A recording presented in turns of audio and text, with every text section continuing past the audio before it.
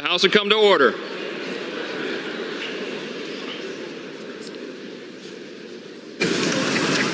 Mr. Speaker, the Vice President and the United States Senate.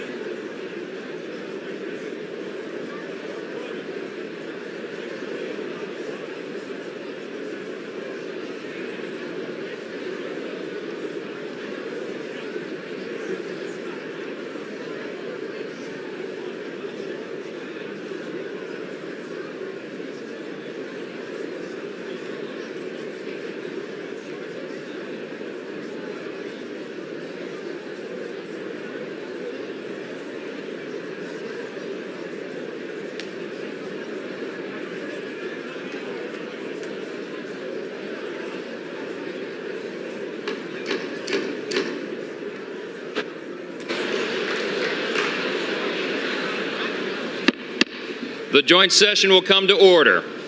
The chair appoints as members of the committee on the part of the House to escort the President of the United States into the chamber.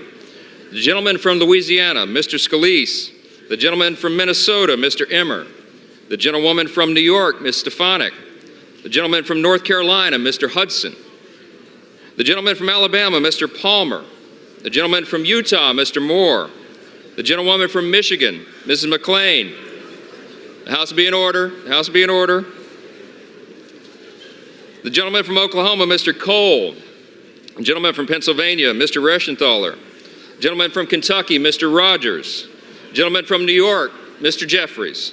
The gentlewoman from Massachusetts, Ms. Clark. The gentleman from California, Mr. Aguilar. The gentleman from California, Mr. Liu. The gentlewoman from Washington, Ms. Delbene. The gentleman from Colorado, Mr. Neguse.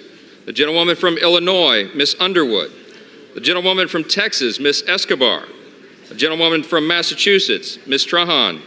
The gentleman from Michigan, Mr. Kildee.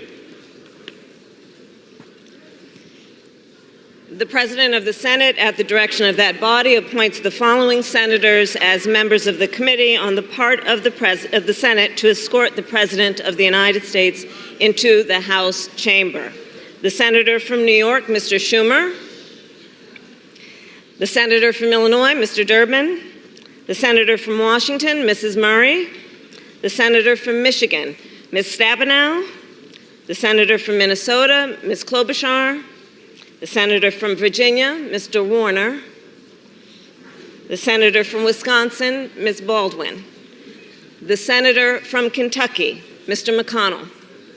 The Senator from South Dakota, Mr. Thune. The Senator from Wyoming, Mr. Barrasso. The Senator from West Virginia, Mrs. Capito. And the Senator from Iowa, Ms. Ernst. The members of the escort committee will exit the chamber through the lobby doors.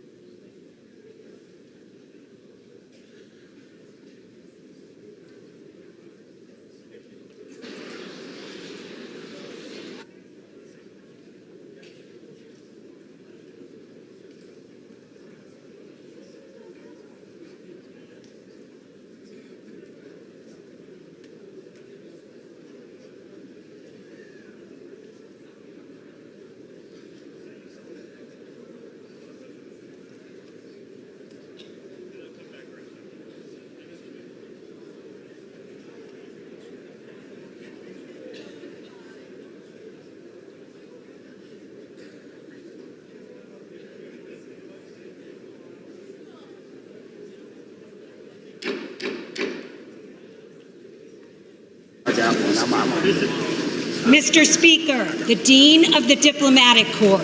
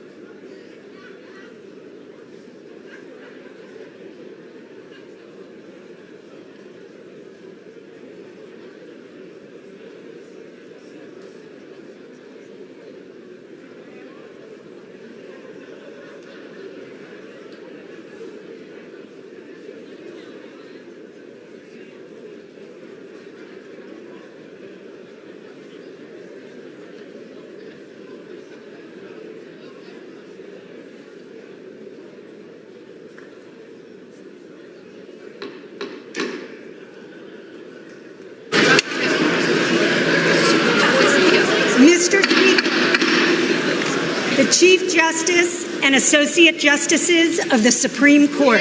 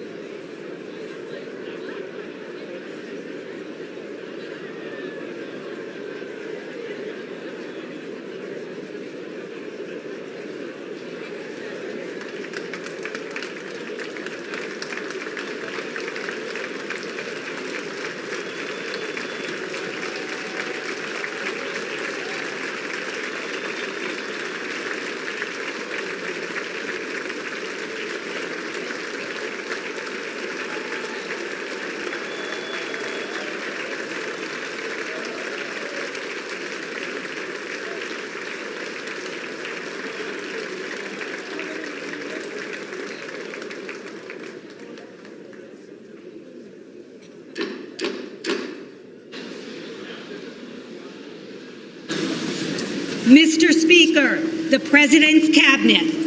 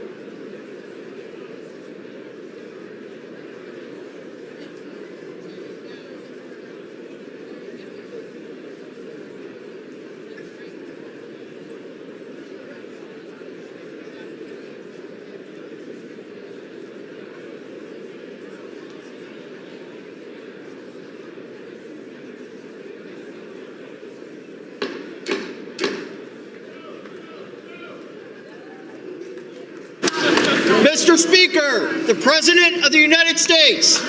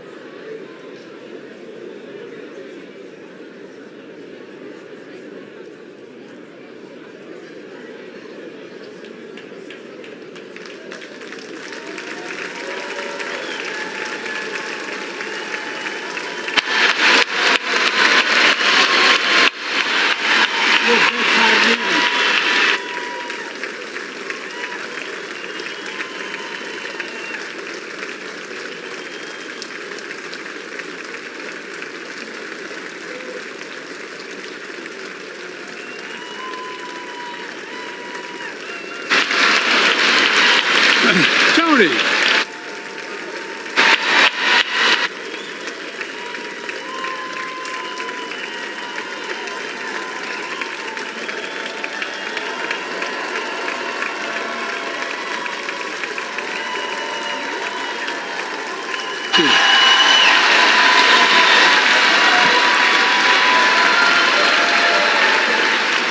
Senator Gill.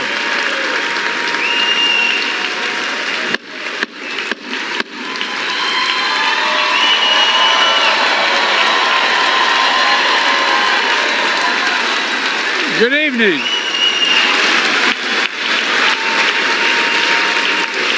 Good evening. If I were smart, I'd go home now.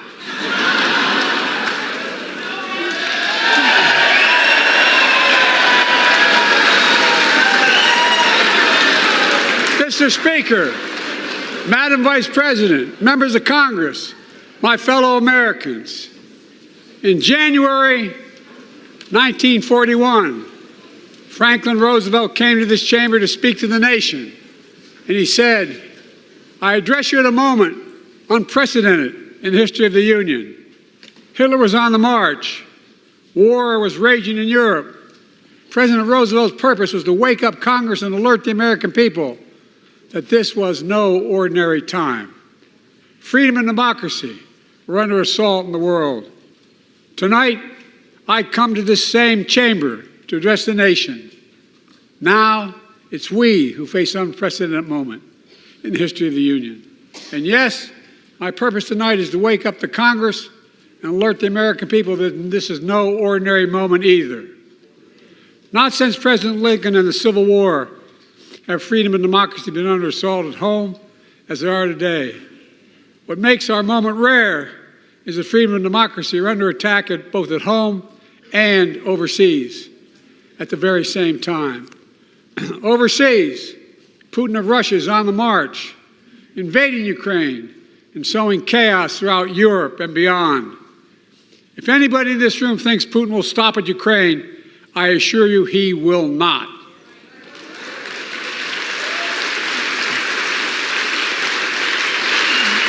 But Ukraine can stop Putin. Ukraine can stop Putin if we stand with Ukraine and provide the weapons that it needs to defend itself.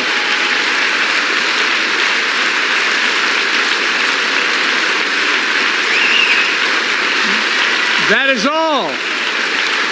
That is all Ukraine is asking. They're not asking for American soldiers. In fact, there are no American soldiers at war in Ukraine, and I'm determined to keep it that way. But now, assistance to Ukraine is being blocked by those who want to walk away from our world leadership. It wasn't long ago when a Republican president named Ronald Reagan thundered, "Mr. Gorbachev, tear down this wall."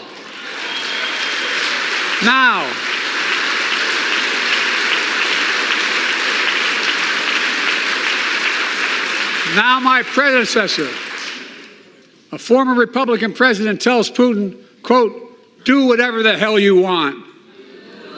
That's a quote.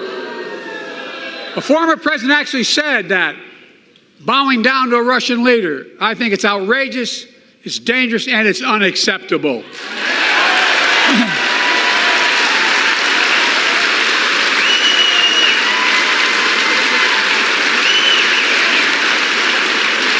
America is a founding member of NATO, the military alliance of democratic nations created after World War II to prevent war and keep the peace. And today, we've made NATO stronger than ever. We welcomed Finland to the alliance last year.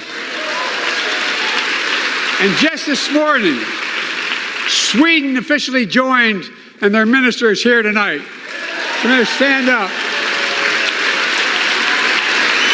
Welcome. Welcome, welcome, welcome.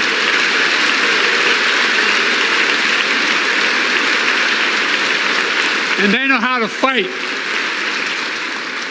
Mr. Prime Minister, welcome to NATO, the strongest military alliance the world has ever seen.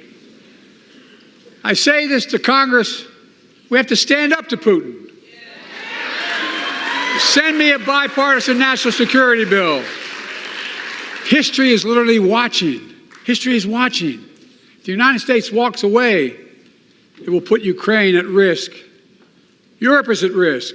The free world will be at risk, emboldening others to do what they wish to do us harm.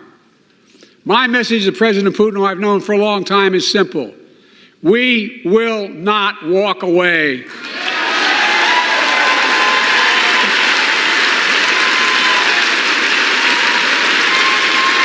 We will not bow down.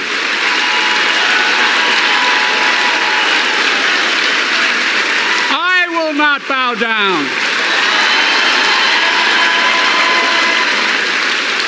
In a literal sense, history is watching. History is watching. Just like history watched 3 years ago on January 6th, when insurrectionists stormed this very Capitol and placed a dagger to the throat of American democracy. Many of you were here on that darkest of days. We all saw with our own eyes the insurrectionists were not patriots. They'd come to stop the peaceful transfer of power, to overturn the will of the people. January 6th lies about the 2020 election and the plots that steal the election posed a gravest threat to U.S. democracy since the Civil War. But they failed. America stood.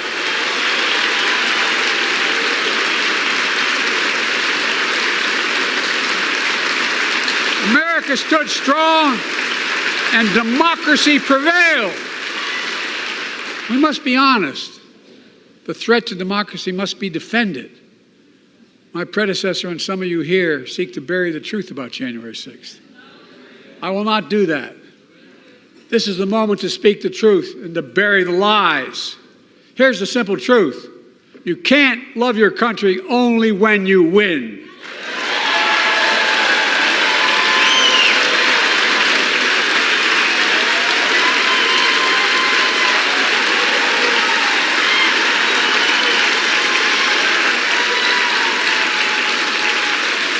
As I've done ever since being elected to office, I ask all of you without regard to party to join together and defend democracy. Remember your oath of office is defending against all threats, foreign and domestic. Respect free and fair elections, restore trust in our institutions, and make clear political violence has absolutely no place in America, zero place. Again, it's not hyperbole to suggest history is watching. We're watching. Your children and grandchildren will read about this day and what we do. History is watching another assault on freedom. Joining us tonight is Latoya Beasley, a social worker from Birmingham, Alabama. 14 months ago, she and her husband welcomed a baby girl thanks to the miracle of IVF.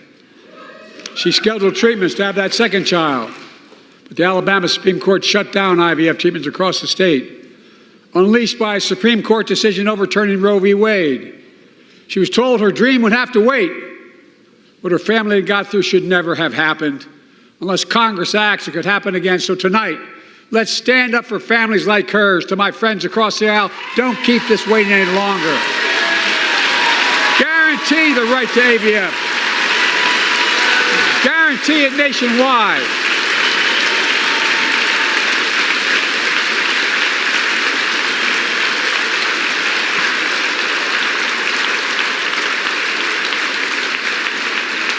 Like most Americans, I believe Roe v. Wade got it right. I thank Vice President Harris for being an incredible leader, defending reproductive freedom, and so much more.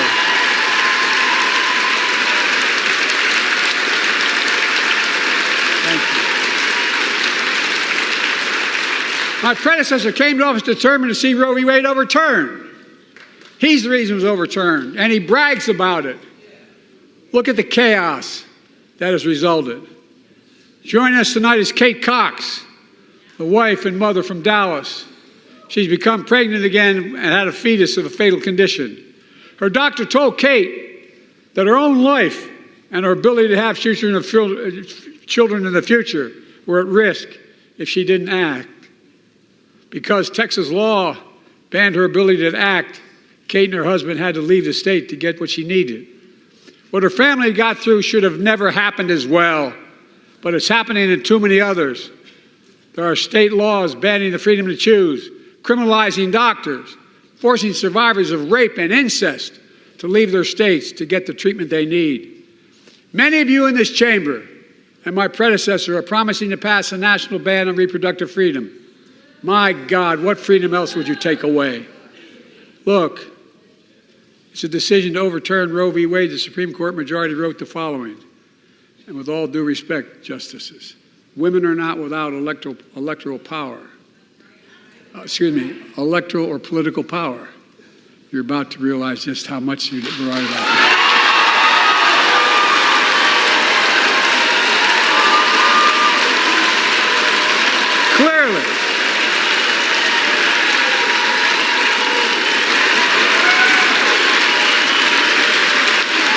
Clearly, those bragging about overturning Roe v. Wade have no clue about the power of women. But they found out when reproductive freedom was on the ballot. We won in 2022 and 2020, and we'll win again in 2024.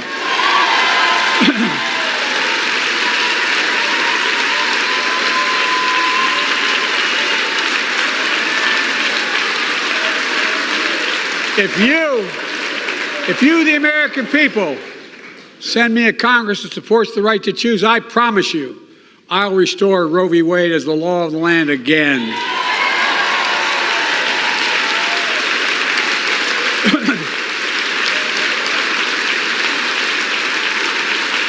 Folks, America cannot go back. I'm here tonight to show what I believe is the way forward, because I know how far we come.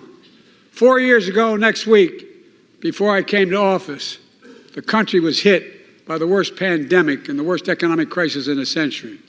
Remember the fear, record losses? Remember the spikes in crime and the murder rate, raging virus that took more than 1 million American lives, of loved ones, millions left behind? A mental health crisis of isolation and loneliness. A president, my predecessor, failed the most basic presidential duty that he owes to American people, the duty to care. I think that's unforgivable. I came to office determined to get us through one of the toughest periods in the nation's history. We have. It doesn't make news, but in 1,000 cities and towns, the American people are writing the greatest comeback story never told.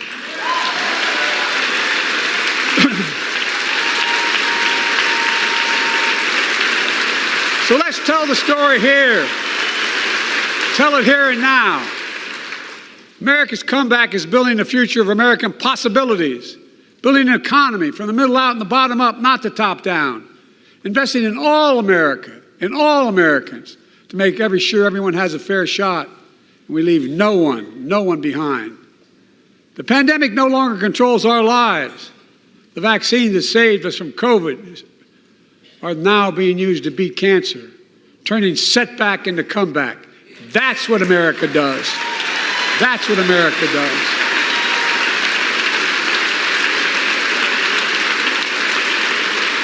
Folks, my inherited economy is on the brink. Now our economy is literally the envy of the world. 15 million new jobs in just 3 years, a record, a record. Unemployment at 50-year lows. A record 16 million Americans are starting small businesses, and each one is a literal act of hope. With historic job growth and small business growth for Black and Hispanics and Asian Americans, 800,000 new manufacturing jobs in America and counting. Where is it written we can't be the manufacturing capital of the world? We are, we will. More people have health insurance today. More people have health insurance today than ever before. The racial wealth gap is as small as it's been in 20 years. Wages keep going up. Inflation keeps coming down. Inflation has dropped from 9% to 3%, the lowest in the world and tending lower.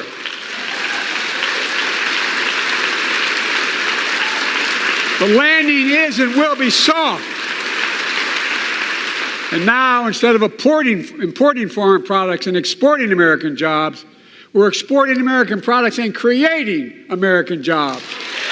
Right here in America, where they belong.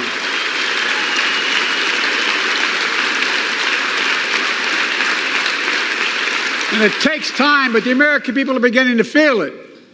Consumer studies show consumer confidence is soaring.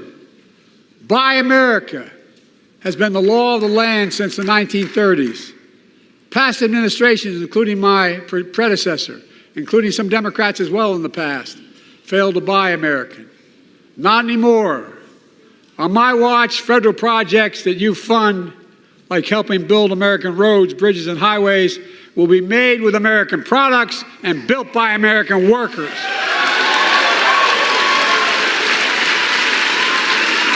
Creating good-paying American jobs.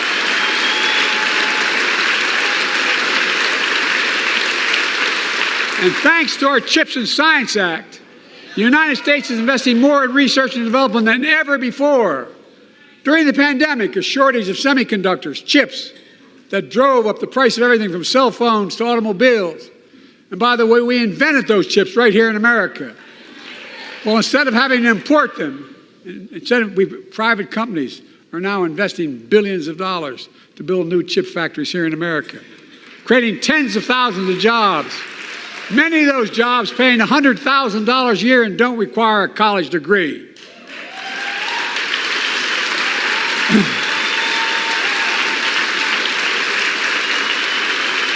In fact, my policies have attracted $650 billion in private sector investment in clean energy, advanced manufacturing, creating tens of thousands of jobs here in America.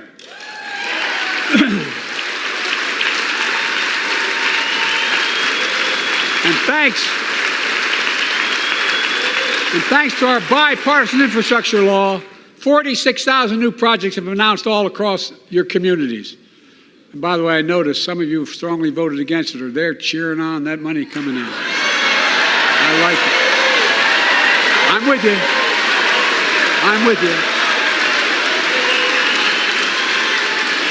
And if any of you don't want that money in your district, just let me know.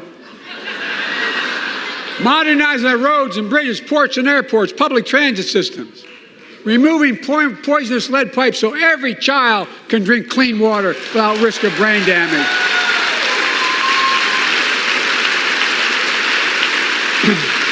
Providing affordable high-speed internet for every American, no matter where you live, urban, suburban, or rural communities, in red states and blue states. Record investments in tribal communities. Because of my investment in family farms, because I invested in family farms led by my Secretary of Agriculture, who knows more about this than anybody I know, we're better able to stay in the family for those farms and their children and grandchildren won't have to leave home to make a living. It's transformative. The great comeback story is Belvidere, Illinois, home to an auto plant for nearly 60 years. Before I came to office, the plant was on its way to shutting down. Thousands of workers feared for their livelihoods. Hope was fading. Then I was elected to office and we raised the Belvidere repeatedly with auto companies knowing unions would make all the difference.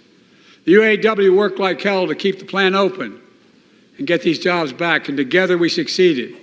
Instead of auto factories shutting down, auto factories reopening, a new state-of-the-art battery factories being built to power those cars there at the same.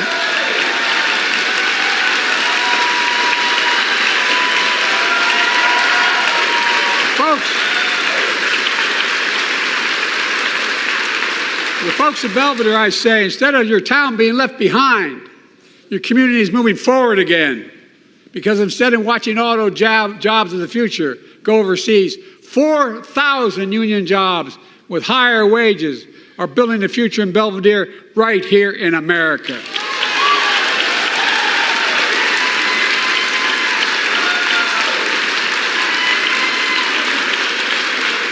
Here tonight is UAW President Shawn Fain, a great friend and a great labor leader. Shawn, where are you? Stand up.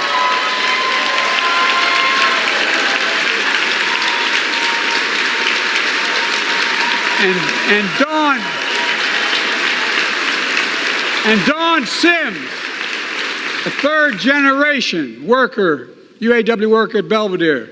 Shawn, I was proud to be the first president to stand on the picket line, and today, Dawn has a good job in her hometown, providing stability for her family and pride and dignity as well. Showing once again, Wall Street didn't build America. They're not bad guys. They didn't build it, though. The middle class built the country, and unions built the middle class.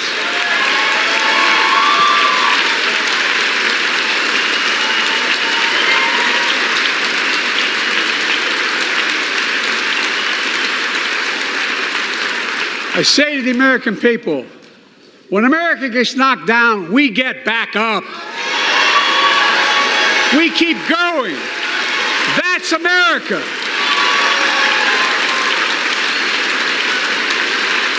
That's you, the American people. It's because of you America's coming back. It's because of you our future is brighter. It's because of you that tonight we can proudly say the state of our union is strong and getting stronger.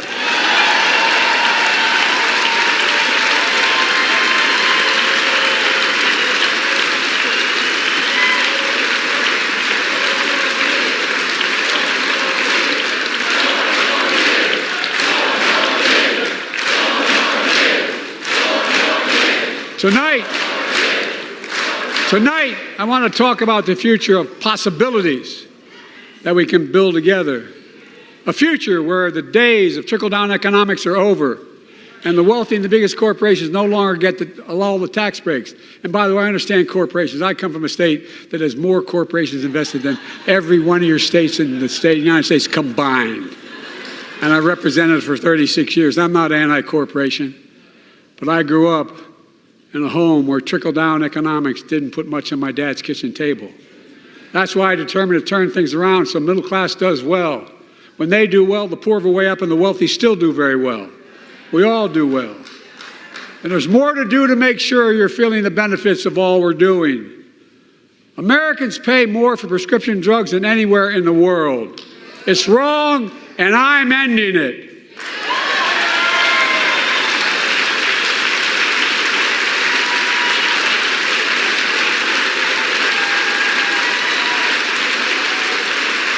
With the law that I proposed and signed, not one of you Republican buddies voted for it. We finally beat Big Pharma. Instead of paying $400 a month or thereabouts for insulin with diabetes, and it only costs $10 to make, they only get paid $35 a month now and still make a healthy profit. And but what to do next? I want to cap the cost of insulin at $35 a month for every American who needs it. Everyone.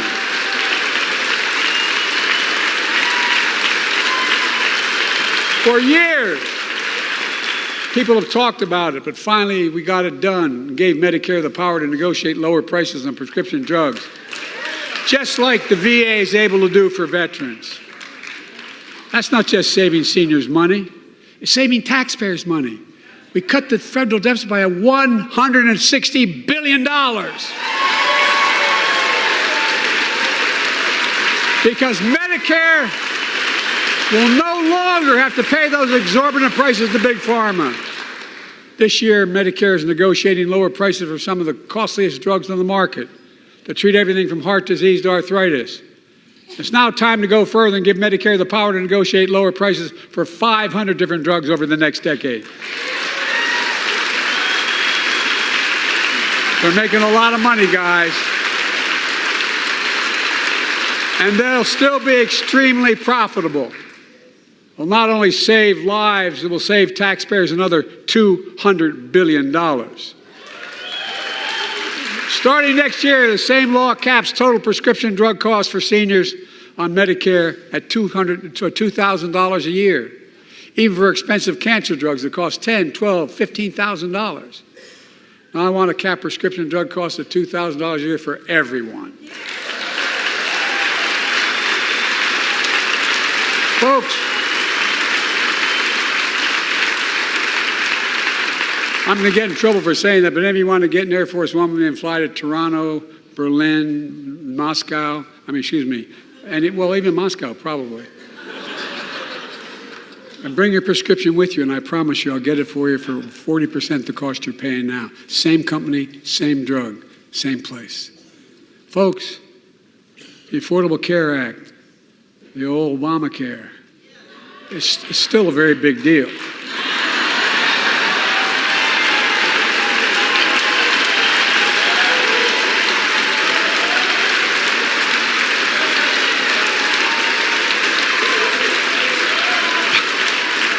Over 100 million of you can no longer be denied health insurance because of pre-existing condition.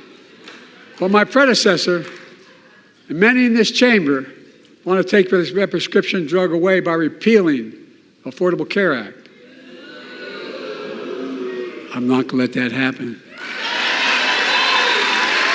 We stopped you 50 times before, and we'll stop you again. In fact, I'm not only protecting it, I'm expanding it. They enacted tax credits of $800 per person per year, reduce health care costs for millions of working families. That tax credit expires next year. I want to make that savings permanent.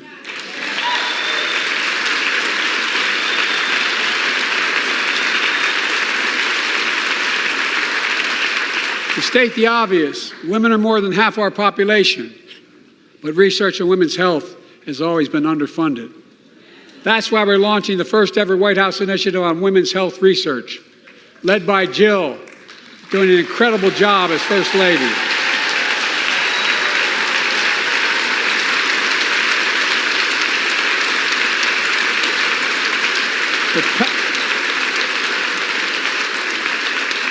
To pass my plan for $12 billion to transfer women's health research and benefit millions of lives all across America.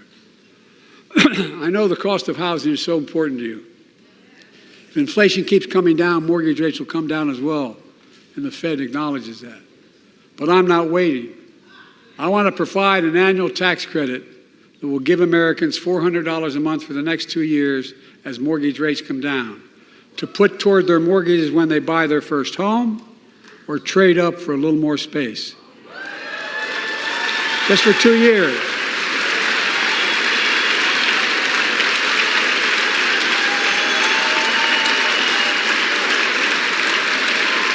And my administration is also eliminating title insurance on federally backed mortgages. When you refinance your home, you can save $1,000 or more as a consequence.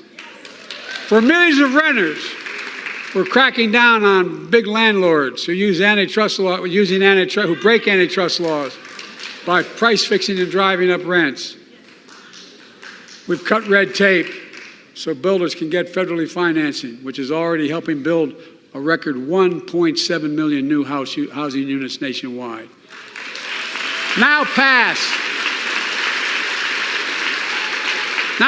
and build and renovate 2 million affordable homes and bring those rents down.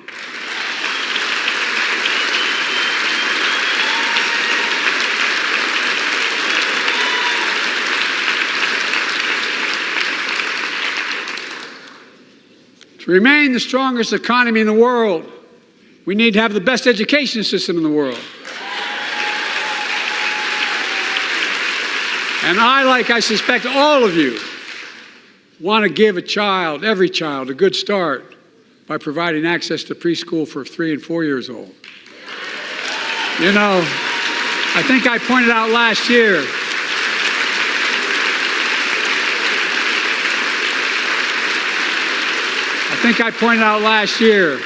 that children coming from broken homes where there's no books, they're not read to, not spoken to very often, start school, kindergarten, or first grade, having heard 1 million fewer words spoken. Well, studies show that children who go to preschool are nearly 50% more likely to finish high school, go on to earn a 2- and 4-year degree, no matter what their background is.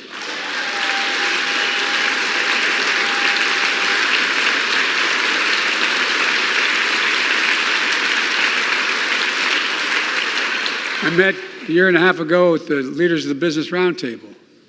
They were mad that they were angry, I think, well, they were discussing why I wanted to spend money on education. I pointed out to them as vice president, I met with over 182 of those folks. Don't hold me to the exact number. And I asked them what they need most, the CEOs. And you've had the same experience on both sides of the aisle. They say a better educated workforce, right? So I looked at them and I say, I come from Delaware. DuPont used to be the 8th largest corporation in the world. And every new enterprise they bought, they educated the workforce to that enterprise. But none of you do that anymore. Why are you angry with me providing you the opportunity for the best educated workforce in the world? And they all looked at me and said, I think you're right. I want to expand high-quality tutoring and summer learning to see that every child learns to read by 3rd grade.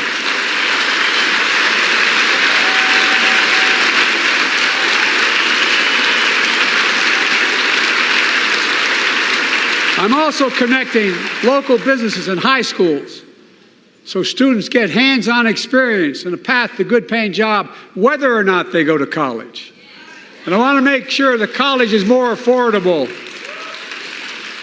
Let's continue increasing the Pell Grants to working and middle-class families and increase record investments in HBCUs and minority-serving institutions, including Hispanic institutions.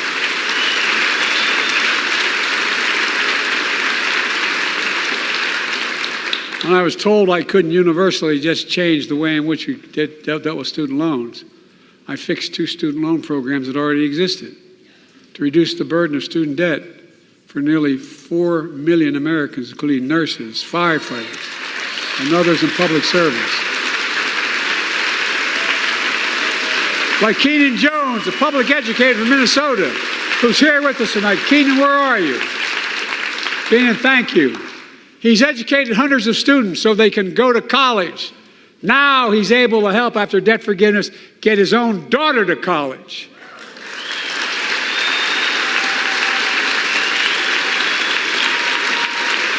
And folks, look, such relief is good for the economy because folks are now able to buy a home, start a business, start a family. While we're at it, I want to give public school teachers a raise.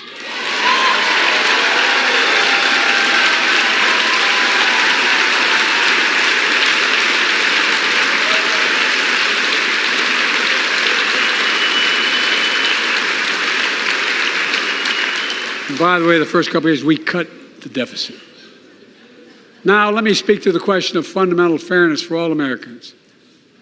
I've been delivering real results in fiscally responsible ways.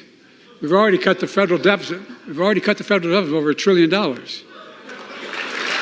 I signed the bipartisan deal to cut another $1 trillion in the next decade. It's my goal to cut the federal deficit another $3 trillion by making big corporations and very wealthy finally beginning to pay their fair share.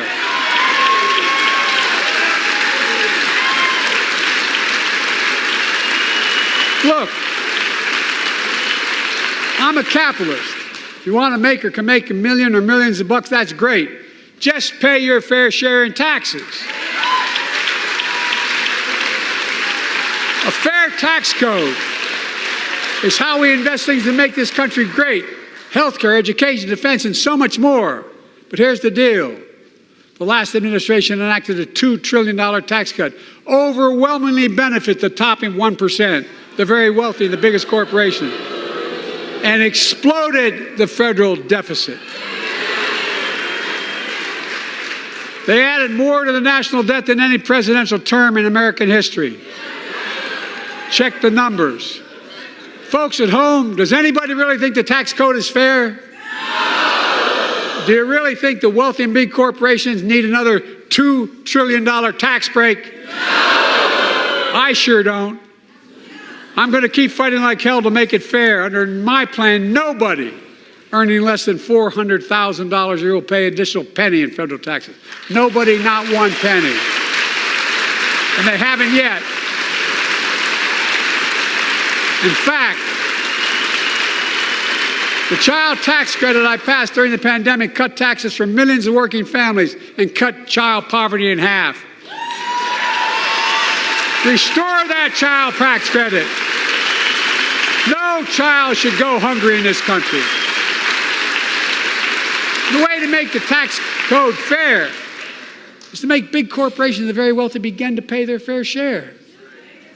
Remember in 2020, 55 of the biggest companies in America made $40 billion and paid zero in federal income tax. Zero. Not anymore. Thanks to the law I wrote and we signed, big companies have to pay a minimum of 15%. But that's still less than working people pay in federal taxes. It's time to raise corporate minimum tax to at least 21%.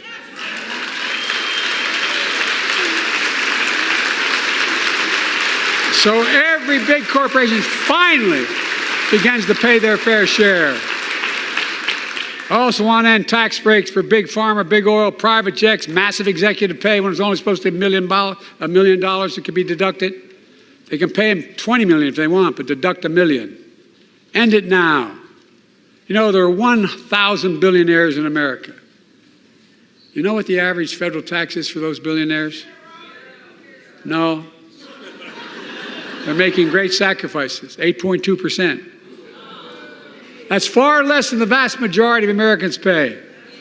No billionaire should pay a lower federal tax rate than a teacher, a sanitation worker, or a nurse.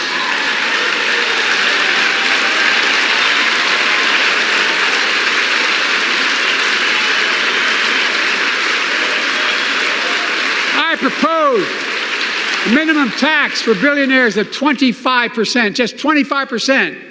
You know what that would raise?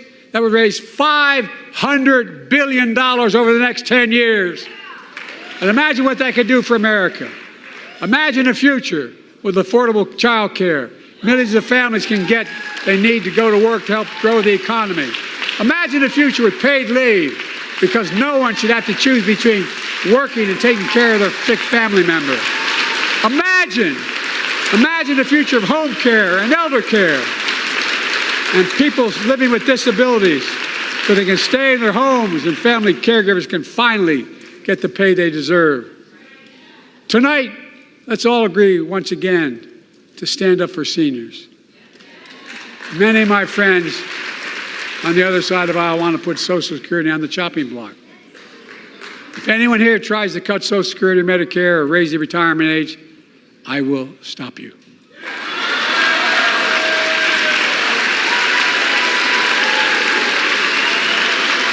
The working people who built this country pay more into Social Security than millionaires and billionaires do. It's not fair. We have two ways to go. Republicans can cut Social Security and give more tax breaks to the wealthy. That's the proposal. Oh no, you guys don't want another $2 trillion tax cut? I kind of thought that's what your plan was. Well, that's good to hear. You're not going to cut another $2 trillion for the super wealthy. That's good to hear. I'll protect and strengthen Social Security and make the wealthy pay their fair share. Look,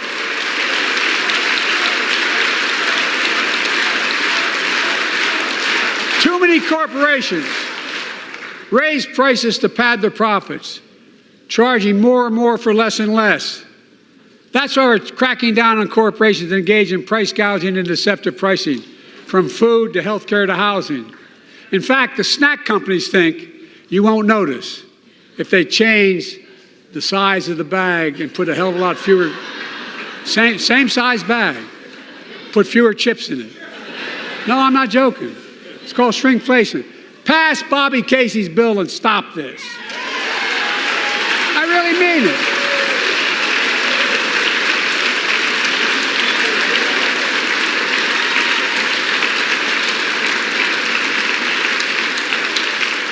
You probably all saw that commercial on Snickers bars. You get charged the same amount, and you got about, 10% fewer Snickers in it. Look, I'm also getting rid of junk fees. Those hidden fees at the end of your bill that are there without your knowledge. My administration announced we're cutting credit card late fees from $32 to $8.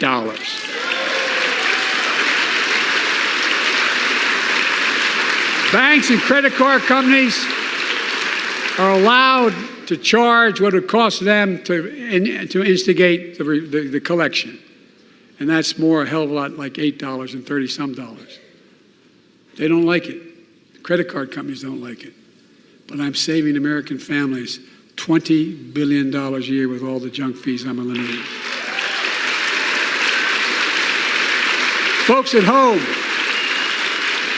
that's why the banks are so mad. It's $20 billion in profit. I'm not stopping there. My administration has proposed rules to make cable, travel, utilities, and online ticket sellers tell you the total price up front so there are no surprises. It matters. It matters. And so does this. In November, my team began serious negotiation with a bipartisan group of senators. The result was a bipartisan bill with the toughest set of border security reforms we've ever seen. Oh, you don't think so? Oh, you don't like that bill, huh? That conservatives got together and said it was a good bill? I'll be darned. That's amazing. That bipartisan bill would hire 1,500 more security agents and officers, 100 more immigration judges to help tackle the backload of 2 million cases, 4,300 more asylum officers, and new policies so they can resolve cases in 6 months instead of 6 years now.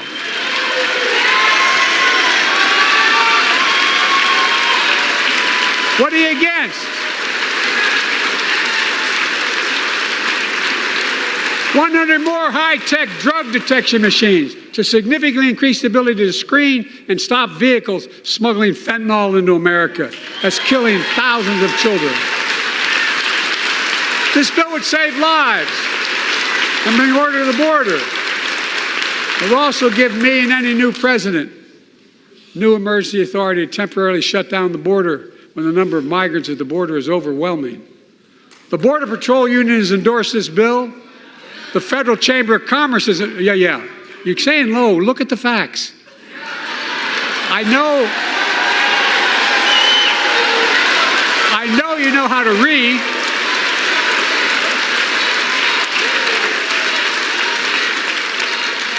I believe that given the opportunity for a majority in the House and Senate would endorse the bill as well, a majority right now. But unfortunately, politics has derailed this bill so far. I'm told my predecessor called members of Congress in the Senate to demand they block the bill. He feels political win, he viewed it as a political win for me and a political loser for him. It's not about him, it's not about me. I'd be a winner, not really.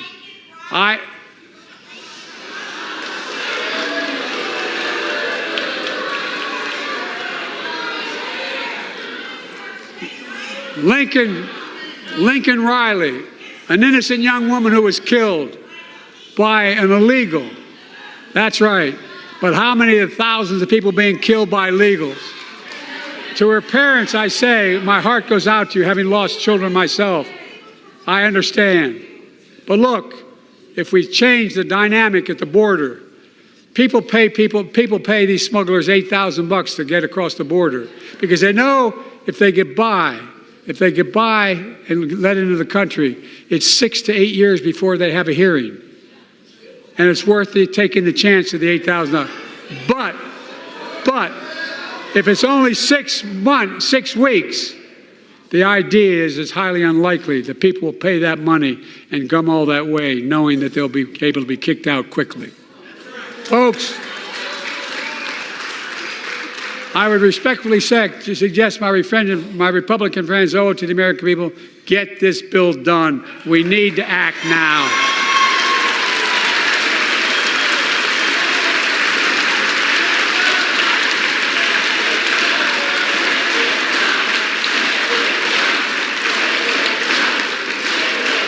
And if my predecessor is watching, instead of paying politics and pressuring members of Congress to block the bill, join me and telling the Congress to pass it.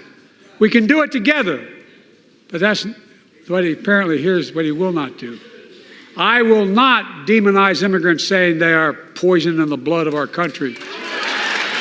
I will not separate families. I will not ban people because of their faith. Unlike my predecessor on my first day in office, I introduced a comprehensive bill to fix our immigration system. Take a look at it. It has all these and more. Secure the border. Provide a pathway to citizenship for dreamers, and so much more. But unlike my predecessor, I know who we are as Americans.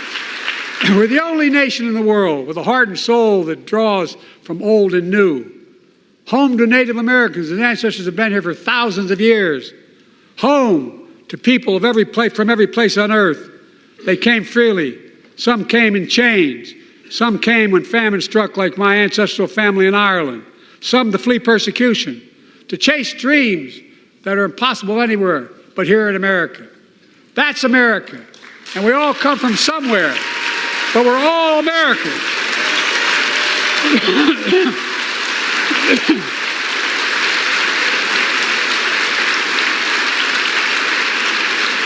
Look, folks, we have a simple choice. We can fight about fixing the border, or we can fix it.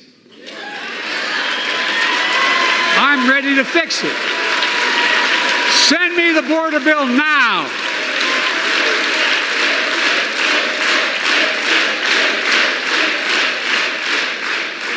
A transformational moment in history happened 59 years ago today in Selma, Alabama. Hundreds of foot soldiers for justice marched across the Edmund Pettus Bridge, named after the Grand Dragon of the Ku Klux Klan, to claim their fundamental right to vote. They were beaten, they were bloody, and left for dead. Our late friend and former colleague, John Lewis, was on that march. We miss him.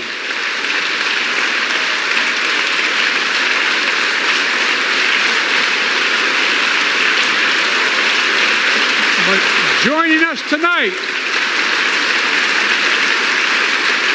are other marchers, both in the gallery and on the floor, including Betty Mae Fikes, known as the voice of Selma. The daughter of gospel singers and preachers, she sang songs of prayer and protest on that bloody Sunday to help shake the nation's conscience. 5 months later, the Voting Rights Act passed and was signed into law.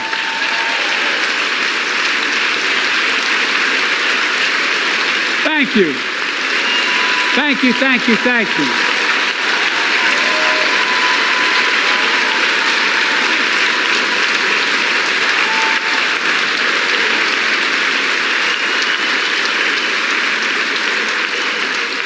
But 59 years later, there are forces taking us back in time. Voter suppression, election subversion, unlimited dark money, extreme gerrymandering. John Lewis was a great friend to many of us here. But if you truly want to honor him and all the heroes who marched with him, then it's time to do more than talk. Pass the Freedom to Vote Act, the John Lewis Voting Rights Act.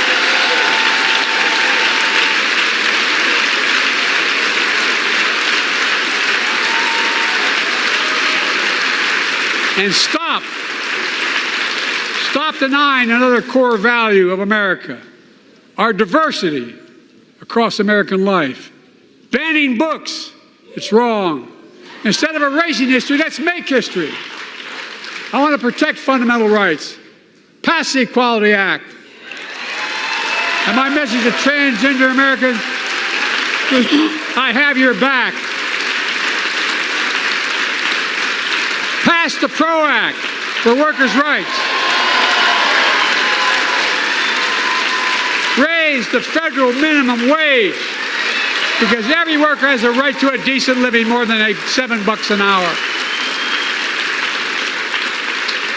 We're also making history by confronting the climate crisis, not denying it.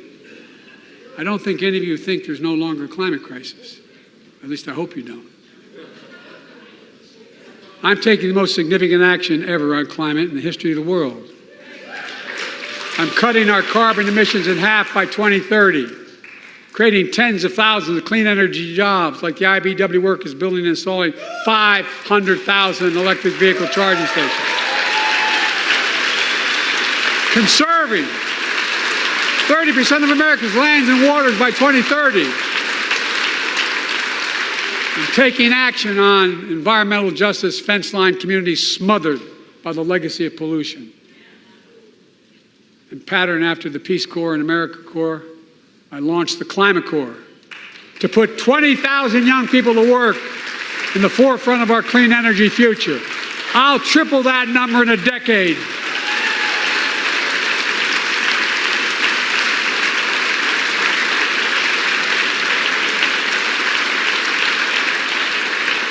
To state the obvious, all Americans deserve the freedom to be safe. And America is safer today than when I took office. Year before I took office, murder rates went up 30%. 30% they went up. The biggest increase in history. It was then, through my American Rescue Plan, which every American voted against, I might add, we made the largest investment in public safety ever. Last year, the murder rate saw the sharpest decrease in history. Violent crime fell to one of its lowest levels in more than 50 years. But we have more to do. We have to help cities invest in more community police officers, more mental health workers, more community violence intervention. Give communities the tool to crack down on gun crime, retail crime, and carjacking. Keep building trust, as I've been doing by taking executive action on police reform and calling for it to be the law of the land. Directing my cabinet to review the federal classification of marijuana and expunging thousands of convictions for the mere possession, because no one should be jailed for simply using or have it on their record. Take on crimes of domestic violence. I'm ramping up the federal enforcement of the Violence Against Women Act that I proudly wrote when I was a senator, so we can finally end the scourge against women in America.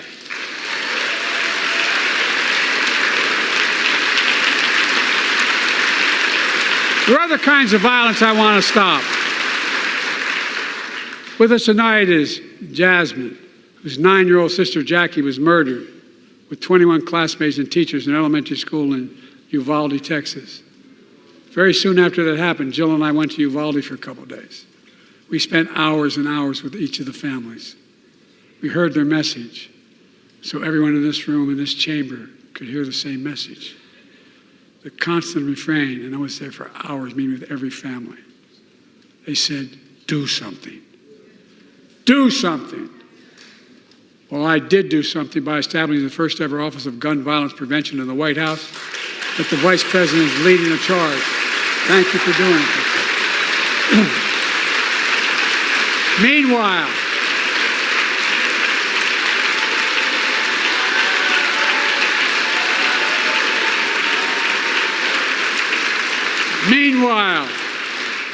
my predecessor told the NRA he's proud he did nothing on guns when he was president. Oof. After another shooting in Iowa recently, he said, when asked what to do about it, he said, just get over it.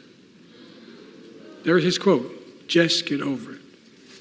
I say, stop it. Stop it, stop it, stop it.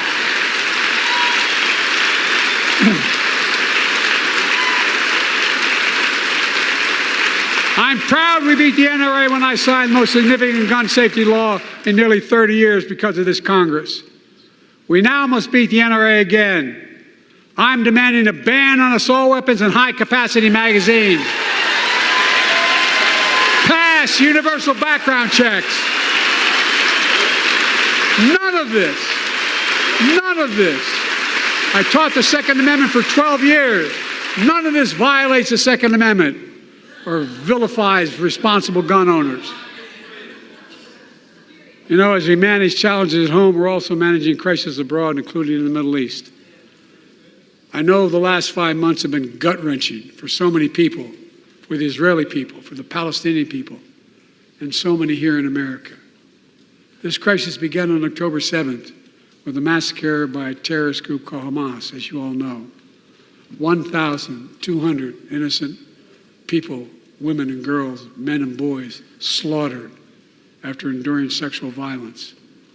The deadliest day for the Jewish people since the Holocaust, and 250 hostages taken. Here in this chamber tonight are families whose loved ones are still being held by Hamas. I pledge to all the families that we will not rest until we bring every one of your loved ones home.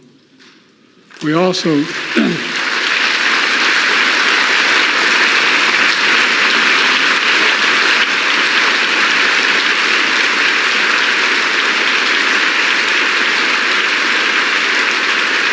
We will also work around the clock to bring home Evan and Paul, Americans being unjustly detained by the Russians and others around the world. Israel has the right to go after Hamas. Laying down arms could end it by releasing the hostages, laying down arms, and surrendering those responsible. But Israel has Israel has an added burden because Hamas hides and operates under hospitals, daycare centers, and all the like. Israel also has a fundamental responsibility, though, to protect innocent civilians in Gaza.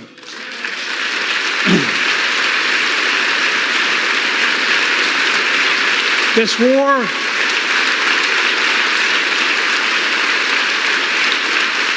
has taken a greater toll on innocent civilians than all previous wars in Gaza combined. 30,000 Palestinians have been killed, most of whom are not Hamas. Thousands and thousands of innocent women and children also orphaned. Nearly 2 million more Palestinians under bombardment or displacement.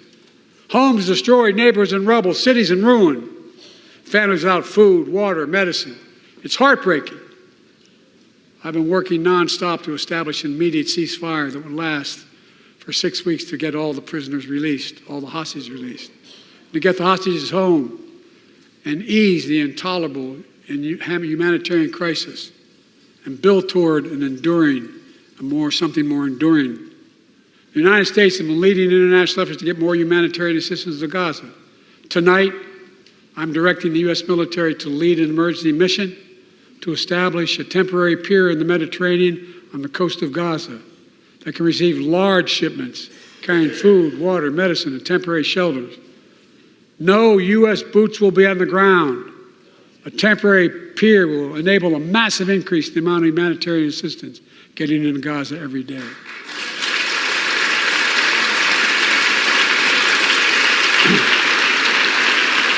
And Israel must do its part. Israel must allow more aid into Gaza to ensure humanitarian workers aren't caught in the crossfire. And they're announcing they're going to have a crossing in northern Gaza. For the leadership of Israel, I say this: humanitarian assistance cannot be a secondary consideration or a bargaining chip. Protecting and saving innocent lives has to be a priority. As we look to the future, the only real solution to the situation is a two-state solution over time.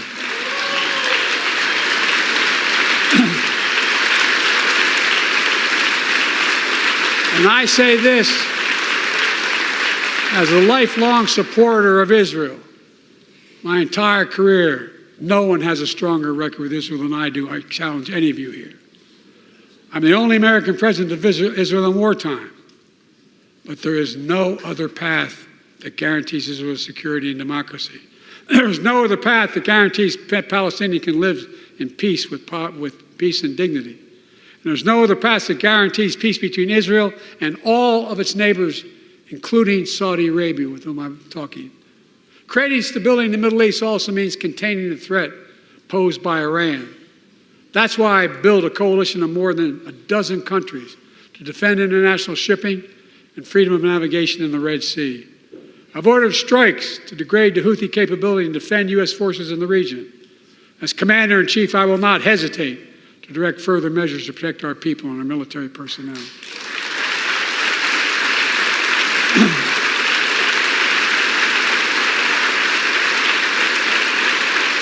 For years, I've heard many of my Republican and Democratic friends say that China is on the rise and America is falling behind.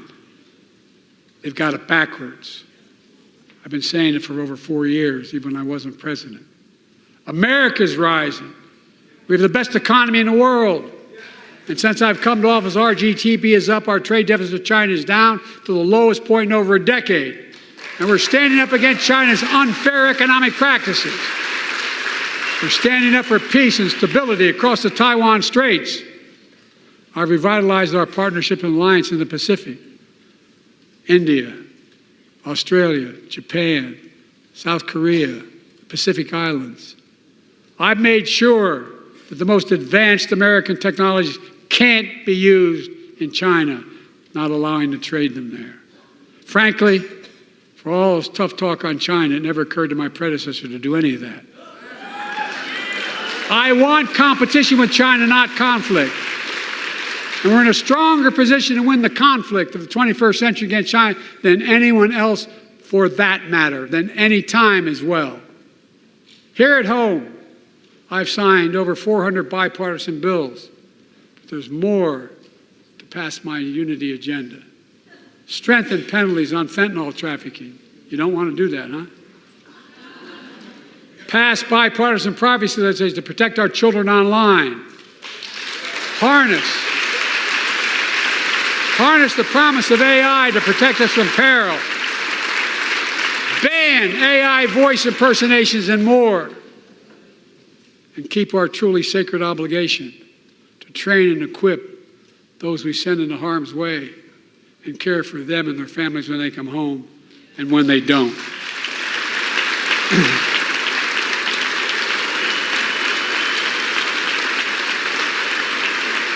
That's why with the song support and help of Dennis and the VA, I signed the PACT Act. One of the most significant laws ever, helping millions of veterans exposed to toxins who now are battling more than 100 different cancers. Many of them don't come home, but we owe them and their families support. We owe it to ourselves to keep supporting our new health research agency called ARPA-H. And remind us that we can do big things, like end cancer as we know it, and we will.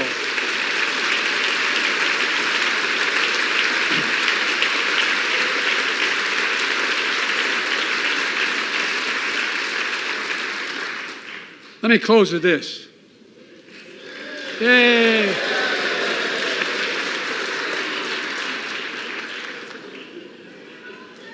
I know you don't want to hear any more, Lindsay, but I got to say a few more things.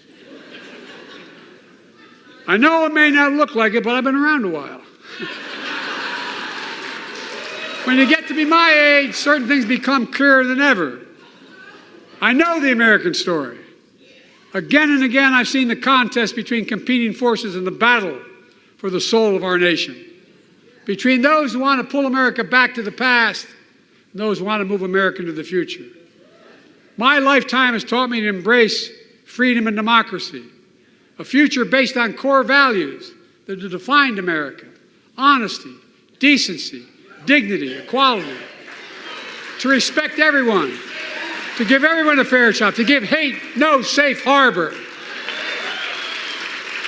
Now, other people my age see it differently. The American story of resentment, revenge, and retribution, that's not me. I was born amid World War II, when America stood for the freedom of the world. I grew up in Scranton, Pennsylvania, and Claymont, Delaware, among working class people who built this country.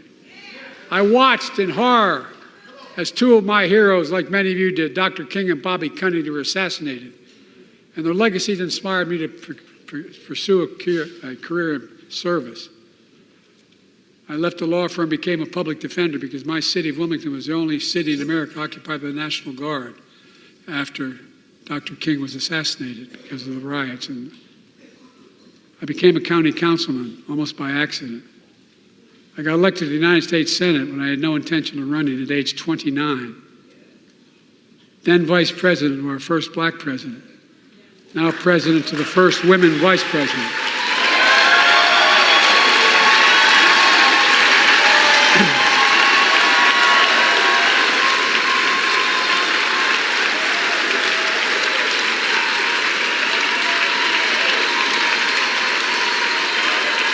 In my career, I've been told I was too young. By the way, they didn't let me on the Senate elevators for votes sometimes. Not a joke. And I've been told I'm too old. Whether young or old, I've always known what endures. I've known our North Star.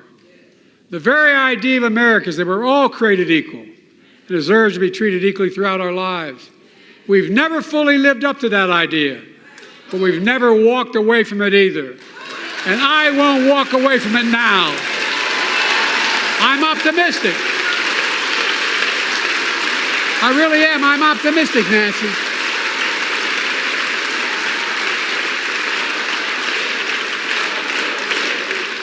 My fellow Americans, the issue facing our nation isn't how old we are, it's how old are our ideas.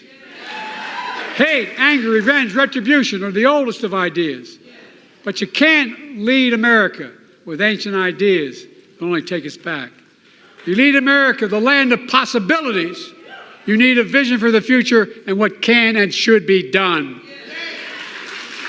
Tonight you've heard mine. I see a future where defending democracy, you don't diminish it. I see a future where we restore the right to choose and protect our freedoms, not take them away. I see a future where the middle class finally has a fair shot and the wealthy have to pay their fair share in taxes. I see a future where we save the planet from the climate crisis and our country from gun violence. Above all, I see a future for all Americans. I see a country for all Americans. And I will always be president for all Americans because I believe in America. I believe in you, the American people. You're the reason we've never been more optimistic about our future than I am now. So let's build the future together. Let's remember who we are. We are the United States of America. And there is nothing beyond our capacity when we act together. God bless you all, and may God protect our troops. Thank you, thank you, thank you.